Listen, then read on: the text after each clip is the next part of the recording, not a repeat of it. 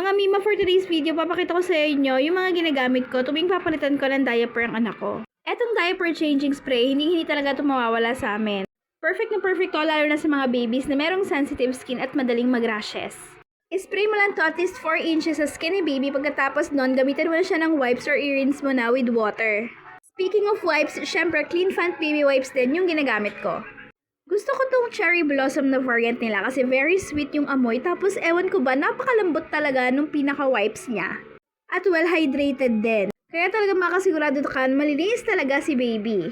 At syempre ang diaper na hindi ako pwedeng mawalan is ang Clean Fant Quick Dry Diapers. Good quality kasi to at talagang na-absorb niya yung wiwi ni baby.